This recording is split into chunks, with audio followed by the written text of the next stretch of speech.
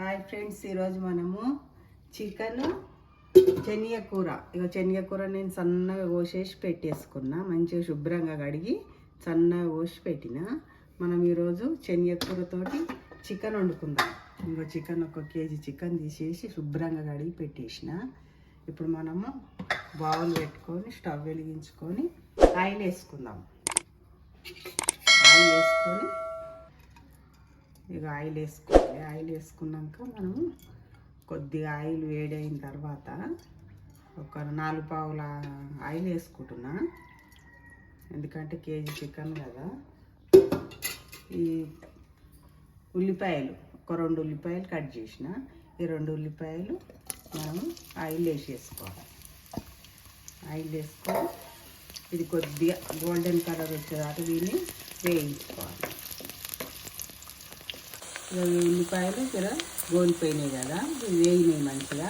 ఇప్పుడు మనము అల్లం వెల్లుల్లి పేస్ట్ కొద్దిగా చికెన్ కదా మంచిగా ఉంటుంది టేస్ట్, కానీ ఇప్పుడే పట్టేసుకున్నాను నేను. ఇక ఇది కూడా వేయించుకోవాలి. ఇది పచ్చివాసన పోవాలి. పచ్చివాసన పోతే బాగుంటుంది. పచ్చివాసన పోయలేక మనము ఇక కొద్దిగా పసుపు, వాళ్ళ సరిపడా పసుపు వేసుకొని ఈ కడిగి పెట్టుకున్న చికెన్ ఉంది కదా, ఈ చికెన్ మనము ఆయిల్ వేసేసుకోవాలి. ఆయిల్ వేసుకొని ఈ పీసులు కొద్దిగా గట్టిగా అయ్యాక మనం కొద్దిగా కాల్చుకోవాలి. ఇందులో నూనెలో వేయించుకోవాలి. ఎందుకంటే మనం శనగకూర వేసుకున్నాం కదా, మంచిగా జర వేస్తే టేస్ట్ బాగుంటుంది.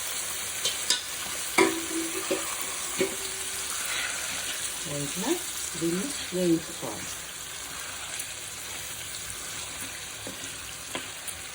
శనగకూర చికెన్ బాగుంటుంది. మనం ఇంతకుముందు వీడియోలో కూడా శనగకూర మటన్ వండుకున్నాము, శనగకూర పెసరపప్పు వండుకున్నాము, మన వీడియోలో ఉంటుంది. ఇప్పుడు ఇట్లా కూడా వండుకున్నాము, బాగుంటుంది. ఇట్లా కూడా చికెన్ వేస్తే కూడా బాగుంటుంది. ఇప్పుడు కొద్దిసేపు మూత పెట్టేసుకుందాం.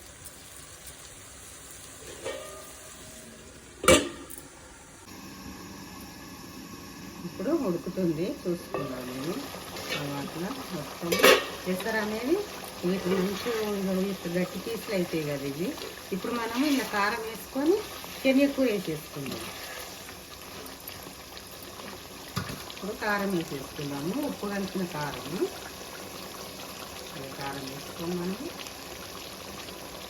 ఇప్పుడు 3 చెంచాల కారం వేసి చెంచా సగం కారం, చెంచా సగం ఉప్పు వేసినట్టు అన్నట్టు. అందుకే నేను 3 చెంచాలు ఉప్పు కలిపిన కారం కదా, 3 చెంచాలు వేసేసుకున్నాం. ఇట్లా ఇప్పుడు ఇలా మనం శనగకూర వేసుకోవాలి. శనగకూర వేసుకుంటే పుల్లగా ఈ పీసు కూడా మంచిగా పుల్లగా మనం తింటుంటే పుల్లగా మంచిగా అనిపిస్తుంది. ఇక ఈ గ్రేవీ ఉంది కదా, ఈ గ్రేవీలో ఇప్పుడు అది శనగకూర ఉడికిపోతుంది. ఇది కూడా సన్నగా తరిగేసి పెట్టిన. ఇది కూడా ఇది వేసుకొని ఇది మంచిగా ఉడికించుకోవాలి. చిన్న మంట పెట్టుకోవాలి, సిమ్లో పెట్టుకొని ఉడికియాలి.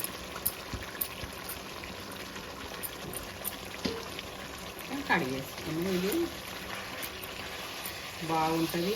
ఇంతకుముందు వీడియోలు కూడా పెట్టినా చూడండి, మంచిగా చూసి లైక్ కొట్టుండ్రి. చాలా గ్యాప్ వచ్చింది మధ్య, ఇప్పటి నుంచి అన్నీ కరెక్ట్గా పెడతా చూడండి. ఉడుకుతుంటుంది కదా, ఇది మనం మూత పెట్టుకొని దీన్ని మంచిగా ఉడికించుకోవాలి. ఇది ఉడికిపోతే ఈ ముక్క పీస్ అనేది మంచిగా పుల్లగా అవుతుంది, బాగుంటుంది, టేస్ట్ బాగుంటుంది. ఇట్లా వండుకోవాలి కదా. ఇప్పుడు మూత పెట్టుకొని ఉడికించుకుందాం. ఇది ఉడికినాక మనకు తెలిసిపోతుంది కదా. ఉడికిన తర్వాత మనం అప్పుడు కొత్తిమీర మసాలా వేసి ఇప్పుడు ఉడుకుతుందేమో చూసుకుందాం. ఇక ఇట్లా ఉడికిపోయి మంచిగా ఆయిల్ అంతా పైకి వచ్చేస్తుంది. ఆయిల్ పైకి వచ్చేసింది కదా, ఇది ఉడికిపోయింది. ఇప్పుడు ఈ శనగకూర చికెన్ ఉడికిపోయింది. ఇప్పుడు మనం ఇళ్ళకు కొత్తిమీర వేసేసుకోవాలి.